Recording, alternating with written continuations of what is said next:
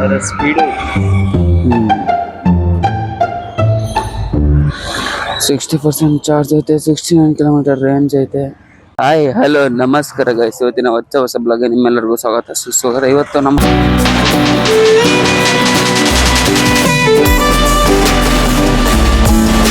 ಮಾತ್ರ ಇದೆ ಎಲೆಕ್ಟ್ರಿಕ್ ಗಾಡಿ IQ3E. ವಿಶಾಲ್ ಮಠ ಹತ್ರ ಹೋಗೋಣ.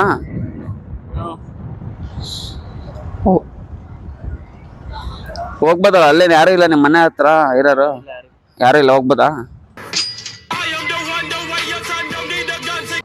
ಯಾಕಂದ್ರೆ ಅಲ್ಲಿ ಓಲಾ ಶೋರೂಮ್ ಐತೆ, ಗೊತ್ತಾ ನಿನಗೆ? ಓಲಾ ಶೋರೂಮ್ನ ಬ್ಯಾನ್ ಮಾಡ್ಸಿವಲ್ಲ, ಅದನ್ನ ತೋರಿಸ್ಬೇಕಂತ. ನನ್ನ ಪ್ರಕಾರ ಎಲೆಕ್ಟ್ರಿಕಲ್ಲಿ ಬೆಸ್ಟ್ ವೆಹಿಕಲ್ಸ್ ಅಂತ ಬಂದರೆ ನಿಮಗೆ ಒಂದು ಚೇತಕ್, ಇನ್ನೊಂದು TVS ಬಜಾಜ್ ಐಕ್ಯೂ ಕಂಪ್ನಿ, ಮತ್ತೊಂದು ಬಂದ್ಬಿಟ್ಟು ನಿಮಗೆ ಯಾವ್ದಿದೆ ಏತರ್. ಇವೆಲ್ಲ ಎಲೆಕ್ಟ್ರಿಕಲ್ಲಿ ಬೆಸ್ಟ್ ಗಾಡಿಗಳಂತಲೇ ಹೇಳ್ಬೋದು. ಇದರಲ್ಲಿ ನಿಮಗೆ 2.2 ಕಿಲೋವ್ಯಾಟ್ ಬ್ಯಾಟ್ರಿ ಇದೆ. ಆ್ಯಕ್ಚುಲಿ ನಮ್ಮ ಟಿಪಿಕಲ್ ಕನ್ನಡಿಗ ಬ್ರೋ ಅವರು ಏನಿದ್ದಾರೆ, ಒಂದು 2 ವಿಡಿಯೋ ಮುಖಾಂತರ ಎಲ್ಲ ವಿಡಿಯೋ ಮುಖಾಂತರ ಅವ್ರು ಇನ್ಫಾರ್ಮೇಶನ್ ಹೇಳಿರೋದು.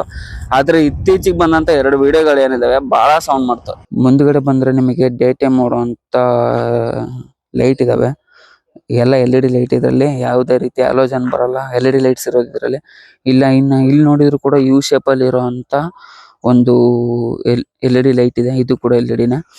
ಇದರಲ್ಲಿ ನಿಮಗೆ ಒಂದಿಷ್ಟು ಕಲರ್ಸ್ ಬರುತ್ತೆ: brown, black and red, grey, white and black, white and red, ಇಷ್ಟೆಲ್ಲ ಕಲರ್ಸ್ ಬರುತ್ತೆ. ಮತ್ತು ಇದರಲ್ಲಿ 5 ವೇರಿಯಂಟ್ ಬರುತ್ತೆ ನಿಮಗೆ. IQ T1, 3.1, ಆಮೇಲೆ 3.5, 2.5 ಕಿಲೋವ್ಯಾಟ್ಸ್ ಗಾಡಿಯಲ್ಲಿ ಇರುವಂಥ ಎಲ್ಲ 5 ವೇರಿಯಂಟ್ ಗಾಡಿ, 5 ವೇರಿಯಂಟ್ ಸಿಗುತ್ತೆ ಈ ಗಾಡಿಯಲ್ಲಿ ನಿಮಗೆ. ಇನ್ನು ಇಲ್ಲಿ ಮುಂದೆ ನೋಡಿದರೆ ಆರ್ಸ್ ಸಿಂಬಲ್ ಹಾಕೋರೆ. ಇದು ಏನ ಇಂಡಿಕೇಟ್ ಮಾಡೋದು ಅಂತ ಗೊತ್ತಿಲ್ಲ. ಯಾಕೆ ಅಂದರೆ ಓಲಾ ಗಾಡಿ ಶೋರೂಮ್ನ ಬ್ಯಾನ್ ಆಗಕ್ಕೆ ಕಾರಣನೇ ಅವರು, ನನ್ನ ಪ್ರಕಾರ. ಯಾಕಂದರೆ ಅಷ್ಟು ಚೆನ್ನಾಗಿ ಓಲಾ ಬಗ್ಗೆ ಇರೋವಂಥ ನೆಗೆಟಿವ್ ಆಗಲಿ. ಈ ಗಾಡಿ ಆನ್ ರೋಡ್ ಪ್ರೈಸ್ ಬಂದ್ಬಿಟ್ಟು ನಿಮಗೆ, ಇದನ್ನು ರೀಸೆಂಟಾಗಿ ತಗೊಂಡಂಥ ಗಾಡಿ, ಇದ್ರದ್ದು ಆನ್ ರೋಡ್ ಪ್ರೈಸ್ ಬಂದ್ಬಿಟ್ಟು ನಿಮಗೆ 1,35,000 ಬಿದ್ದಿದೆ ದಾವಣಗೆರೆಯಲ್ಲಿ. ಓಕೆನಾ? ಓಲಾ ಗಾಡಿನ ತಗೊಂಡಂಥ ಕಸ್ಟಮರ್ಸ್ಗಳಾಗಲಿ ಕೇಳಿ, ಆ್ಯಕ್ಚುಲಿ ಅವರು ಒಳ್ಳೆ ವಿಡಿಯೋ ಮಾಡಿ ಬಿಟ್ಟಿದ್ದಕ್ಕೆ, ಆಮೇಲೆ ಕಸ್ಟಮರ್ಸ್ ರಿವ್ಯೂ ಕೂಡ ಮಾಡ್ಕೊಂಡಿದ್ದಕ್ಕೆ ಓಲಾ ಗಾಡಿ ಶೋರೂಮ್ ಇವತ್ತು ಬ್ಯಾನ್ ಆಗಿರೋದು. ಕೆಲವರೆಲ್ಲ ಮಾತಾಡ್ತಾರೆ ಓಲಾ ಗಾಡಿ ಶೋರೂಮು ಚೆನ್ನಾಗಿತ್ತು, ಬರೀ ಇವ್ರದಷ್ಟೇ ನೆಗೆಟಿವ್ ಹೇಳ್ತಾರೆ ಅಂತ ಹೇಳಿ ಮಾತಾಡ್ಕೊಂತ ನೋಡ್ಬೋದು. ಕ್ಲೋಸ್ ಮಾಡಿಸಿದ್ದೀವಿ ಓಲಾ ಗಾಡಿ ಬಿಟ್ಟಾಕಿರ. ಈ ಗಾಡಿ ಬಗ್ಗೆ ಮಾತಾಡೋಣ. ಗಾಡಿ ಕಂಫರ್ಟ್ ಆಗಿರ್ಬೋದು, ಸೀಟ್ ಕಂಫರ್ಟು, ಹ್ಯಾಂಡಲ್ ಕಂಫರ್ಟು, ಆಮೇಲೆ ಓಡ್ತಿರೋಂಥ ಕ್ವಿಕ್ ಪವರ್ ಆಗಿರ್ಬೋದು, ಎಲ್ಲ ಚೆನ್ನಾಗೈತೆ ಈ ಗಾಡೀಲಿ. ಈ ಗಾಡಿಯ ಕರ್ಬ್ ವೆಯ್ಟ್ ಬಂದ್ಬಿಟ್ಟು ನಿಮಗೆ 115 kg ಇದೆ. ನಿಮಗೆ ಗಾಡಿ ನಿಂತಾಗ ಆಗಲಿ ಅಥವಾ ಓಡಿಸ್ಬೇಕಾರಾಗಲಿ ನಿಮಗೆ ವೆಯ್ಟ್ ಫೀಲ್ ಆಗಲ್ಲ. ಓಕೆನಾ? ಇನ್ನು ಈ ಗಾಡೀಲಿ ನಿಮಗೆ ನೋಡೋದಾದರೆ ಸೀಟ್ ಐಟ್ ಬಂದ್ಬಿಟ್ಟು 770 mm ಇದೆ. ಸೀಟ್ ಕಂಫರ್ಟ್ ಕೂಡ ಇದೆ. ನಾನು ಇವಾಗಲ್ಲ, ಇದಕ್ಕಿಂತ ಮುಂಚೆ ಆಲ್ರೆಡಿ 2 ಸತಿ ಓಡಿಸಿದ್ದೀನಿ ಈ ಗಾಡಿನ. ಸೀಟ್ ಕೂಡ ನಿಮಗೆ ಒಂದು ಕಂಫರ್ಟ್ ರೇಂಜ್ ಇದೆ, ಬಟ್ ಗಟ್ಟಿ ಇದೆ, ಆದರೆ ಕಂಫರ್ಟಲ್ಲಿದೆ. ಗ್ರೌಂಡ್ ಕ್ಲಿಯರೆನ್ಸ್ ನೋಡ್ತೀರಾ ಅಂದರೆ ನೀವು 150 ಮೀಟರ್ ಇದೆ, 157 ಮೀಟರ್ ಇದೆ. ಇನ್ನು ಫ್ರಂಟ್ ಬಂದ್ಬಿಟ್ಟು ನಿಮಗೆ ಟೆಲಿಸ್ಕೋಪಿಕ್ ಸಸ್ಪೆನ್ಷನ್ ಇದೆ. ಬ್ಯಾಕ್ ಬಂದ್ಬಿಟ್ಟು ರೇರ್ ಹೈಡ್ರಾಲಿಕ್ ಸಸ್ಪೆನ್ಷನ್ ಇದೆ. ಬ್ರೇಕಿಂಗ್ ಸಿಸ್ಟಮ್ ಬಂದ್ಬಿಟ್ಟು ಇದರಲ್ಲಿ SBT ಇದೆ. SBT ಅಂದರೆ ಸಿಂಕ್ರೊನೈಸ್ಡ್ ಬ್ರೇಕಿಂಗ್ ಸಿಸ್ಟಮ್ ಅಂತ ಹೇಳಿ. SBT ಇದರಲ್ಲಿ ಕೊಟ್ಟಿರೋದು. ಇದರಲ್ಲಿ ಯಾವುದೇ ರೀತಿ ಸಿಂಗಲ್ ಚಾನಲ್ ABS ಇಲ್ಲ ಅಥವಾ ಡಬಲ್ ಚಾನಲ್ ABS ಇಲ್ಲ. ಈ ಅಣ್ಣ ನೋಡ್ರಿ ಕಾರ್ನ ಸೆಂಟ್ರ್ ರೋಡಲ್ಲಿ ನೆನೆಸ್ಕೊಂಡು ಜಿಗಿ. ಇನ್ನು ಇದರಲ್ಲಿ ಫ್ಯೂಚರ್ಸ್ ನೋಡ್ತೀರಾ ಅಂದರೆ ನಿಮಗೆ ಬ್ಲೂಟೂತ್ ಕಂಟ್ರೋಲ್ ಸಿಗುತ್ತೆ, ಆಮೇಲೆ GPS ಅಲ್ಲಿ ಟರ್ನ್ ಬೈ ಟರ್ನ್ ನ್ಯಾವಿಗೇಷನ್ ಕೊಡುತ್ತೆ. ಆಮೇಲೆ ಡಿಸ್ಪ್ಲೇ ಬಂದ್ಬಿಟ್ಟು ನಿಮಗೆ TFT ಡಿಸ್ಪ್ಲೇ ಇರುವಂಥದ್ದು. ಇದರಲ್ಲಿ ನಿಮಗೆ ಟಾಪ್ ಸ್ಪೀಡ್ ಬಂದ್ಬಿಟ್ಟು 75 km ಟಾಪ್ ಸ್ಪೀಡ್ ಅಂತ ಹೇಳಿ ಕಂಪ್ನಿಯವ್ರು ಕ್ಲೈಮ್ ಮಾಡ್ತಾರೆ. ಟಾಪ್ ಸ್ಪೀಡ್ ಹೋದ್ಮೇಲೆ ಗೊತ್ತಾಗುತ್ತೆ. ಇದರ ರೇಂಜ್ ಬಂದ್ಬಿಟ್ಟು ನಿಮಗೆ ಅಂದರೆ ಗಾಡಿಯ ಮೈಲೇಜ್ ಬಂದ್ಬಿಟ್ಟು ನಮ್ಮ ಪೆಟ್ರೋಲ್ ಗಾಡಿಗಳಲ್ಲೆಲ್ಲ ಮೈಲೇಜ್ ಅಂತೀವಿ, ಎಲೆಕ್ಟ್ರಿಕ್ ಗಾಡಿಗಳಲ್ಲಿ ರೇಂಜ್ ಅಂತೀವಿ. ಇದರ ರೇಂಜ್ ಬಂದ್ಬಿಟ್ಟು ನಿಮಗೆ 94 km ರೇಂಜ್ ಅಂತ ಕಂಪ್ನಿಯವರು ಕ್ಲೈಮ್ ಮಾಡ್ತಾರೆ. ಓಕೆನಾ. ಇನ್ನು ಇದರಲ್ಲಿ USB ಚಾರ್ಜಿಂಗ್ ಪೋರ್ಟ್ ಇದೆ, ಚಾರ್ಜಿಂಗ್ ಪೋರ್ಟು. ಓಕೆನಾ.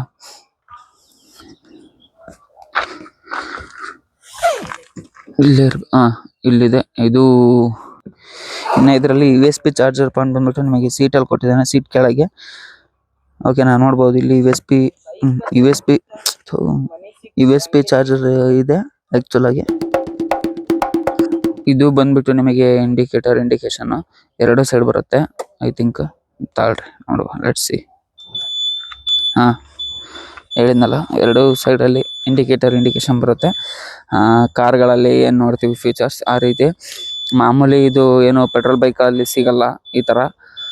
ಇವಾಗ ಬರ್ತಿರೋವಂಥ BS6 ಗಾಡಿಗಳಲ್ಲಿ ಸಿಗ್ಬೋದು ನನ್ನ ಪ್ರಕಾರ, ಗೊತ್ತಿಲ್ಲ. ಈ ಗಾಡೀಲಿದೆ. ಓಕೆನಾ. ಇದು ಆರನ್ ತುಂಬ ಲೋಡ್ ಆಗಿದೆ. ಇಲ್ಲಿ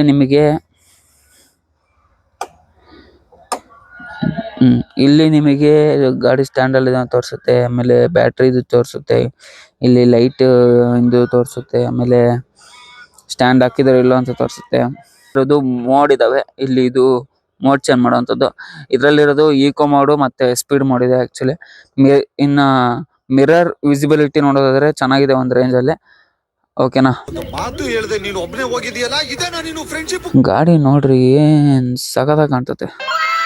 ಇನ್ನು ಬ್ಯಾಕಲ್ಲೂ ನೋಡೋದಾದ್ರೆ ನೀವು, ಬ್ಯಾಕಲ್ಲೂ ಕೂಡ LED ಲೈಟ್ಸ್ ಇರೋವಂಥದ್ದು.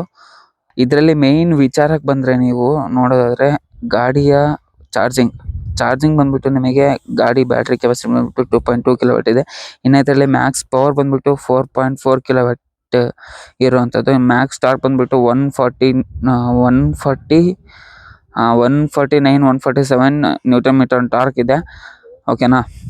ನಿಮಗೆ ಫುಲ್ ಚಾರ್ಜ್ ಆಗಬೇಕು ಅಂದರೆ ನಿಮಗೆ 5 hours ಹಿಡಿಯುತ್ತೆ ನಿಮಗೆ ಫುಲ್ ಚಾರ್ಜ್ ಆಗೋಕ್ಕೆ ಈ ಗಾಡಿ ಬಂದ್ಬಿಟ್ಟು.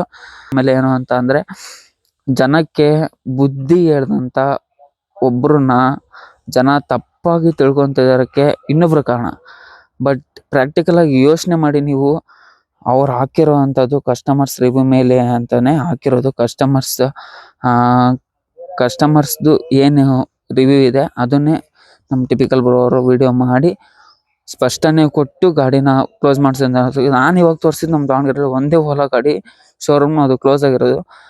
ನಾನು ಕಾಲೇಜಿಗೆ ಹೋಗುವಂಥದ್ದು ಹತ್ರ 2 ಓಲಾ ಗಾಡಿ ಶೋರೂಮ್ ಇದ್ದಾವೆ, ಅವು ಕೂಡ ಮುಚ್ಚಿದ್ದಾವೆ. ಅದನ್ನು ಟೂ ಲೆಟ್ ಅಂತ ಹೇಳಿ ಬೋರ್ಡ್ ಹಾಕಿದ್ದಾರೆ, ಬಾಡಿಗೆಗಿದೆ ಅಂತೇಳಿ. ಅದು ನೋಡಿ ನನಗೆಲ್ಲೋ ಮನಸ್ಸಿಗೆ ಸಮಾಧಾನ ಆಯಿತು. ಬಿಕಾಸ್ ಜನ ಇನ್ನೂ ಎಷ್ಟು ದಿನ ಗೊತ್ತಿಲ್ಲದೆ ಹಗ್ಲೆಲ್ಲ ಬಾವಿಗೆ ಬೀಳೋವಂಥದ್ದು ಇನ್ನೂ ಎಷ್ಟು ದಿನ ಅಂತ ನನಗೂ ಅನಿಸ್ತಿತ್ತು. ಇನ್ನಾದರೂ ಸ್ವಲ್ಪ ನೀವು ಜನ ಏನಿದ್ದೀರಾ ಪ್ರಾಕ್ಟಿಕಲಾಗಿ ಯೋಚನೆ ಮಾಡಿ, ಪ್ರಾಕ್ಟಿಕಲಾಗಿ ಥಿಂಕ್ ಮಾಡಿ, ನಿಮಗೆ ಯಾವ್ದು ಬೆಸ್ಟ್ ಅನ್ನೋದನ್ನ ನೋಡಿ. ಆಮೇಲೆ ಸುಮ್ಮನೆ ಯಾರೋ ಬಿದ್ದರು ಅಂತ ದಬ್ಬ ದಬ್ಬ ದಬ್ಬ ದಬ್ಬ ದಬ್ಬ ಅಂತ ಬೀಳ್ಬೇಡ್ರಿ. ನೋಡ್ರಿ, ಎಲೆಕ್ಟ್ರಿಕ್ ಗಾಡಿ ಬಗ್ಗೆ ಮಾತಾಡ್ತಿದ್ದೆ, ಅಲ್ಲೊಂದು ಚೇತಕೋತು. ದಬ್ಬ ದಬ್ಬ ದಬ್ಬ ದಬ್ಬ ಅಂತ ಬೀಳ್ಬೇಡ್ರಿ. ಸ್ವಂತವಾಗಿ ಯೋಚನೆ ಮಾಡಿರಿ, ಸ್ವಂತ ಬುದ್ಧಿಯಿಂದ ಯೋಚನೆ ಮಾಡಿ. ಯಾರೋ ಒಬ್ರು ತಗೊಂಡ್ರು ಅಥವಾ ಯಾರೋ ಒಬ್ರು ಹೇಳಿದ್ರು ಅಂತೇಳಿ ನಾನೇ ಹೇಳ್ದೆ ಅಂತ ನಂಬಿಡ್ರಿ.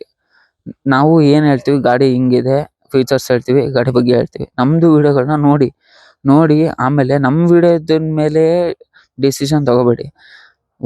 ಸ್ವತಃ ಹೋಗಿ ಟೆಸ್ಟ್ ರೈಡ್ ಮಾಡಿ, ಆಮೇಲೆ ಗಾಡಿ ಹೆಂಗಿದೆ ನಿಮ್ಮ ಸ್ವತಃ